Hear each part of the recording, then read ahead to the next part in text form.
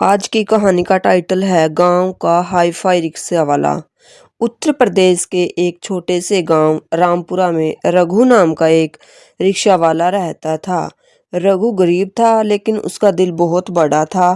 पूरे गांव में लोग उसे हाई फाई रिक्शा वाला कहते थे क्योंकि उसका रिक्शा बाकी रिक्शों से बिल्कुल अलग था। उसके रिक्शे में रंग बिरंगी लाइटें लगी थी, छोटा सा स्पीकर था और पीछे लिखा था मुस्कुराएं सफर अभी बाकी है। जब भी रघु गांव की गलियों से गुजरता बच्चे उसके पीछे भागते, रघु भैया गाना चलाओ, और रघु हंसते हुए पुराना फिल्मी गाना बजा देता। पूरा गांव खुश हो जाता।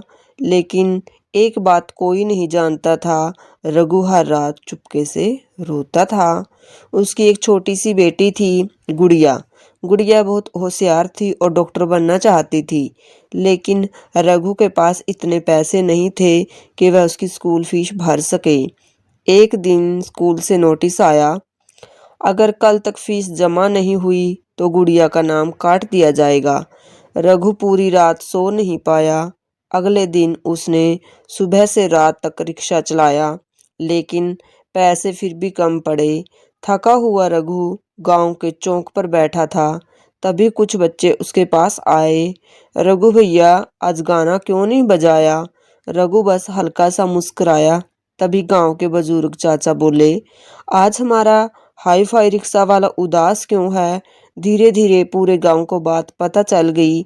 अगली सुबह रघु जब घर से बाहर निकला तो उसकी आंखें खुली की खुली रह गई। पूरा गांव उसके दरवाजे पर खड़ा था। किसी ने 10 रुपए दिए, किसी ने 50, किसी ने 100, यहाँ तक कि बच्चों ने अपनी गुल्लक तक फोड़ दी। गांव की एक बूढ़ी दादी बोली, रघु बेटा, तूने हमें हंसाया है, अब हमारी बारी है। रघु की आंखों से आंसू बहने लगे। उस दिन पहली बार उसने रिक्शे की लाइटें नहीं, बल्कि उसकी आंखें चमक रही थी। कुछ साल बाद उसी गांव में एक बड़ा अस्पताल खुला। उसके बाहर बोर्ड लगा था, डॉक्टर गुड़िया रघुवंशी, और अस्पताल के सामने वही पुराना हाई फाई रिक्शा खड़ा था जिस पर आज भी लिखा था, मुस्कुराएं सफर अभी बाकी है।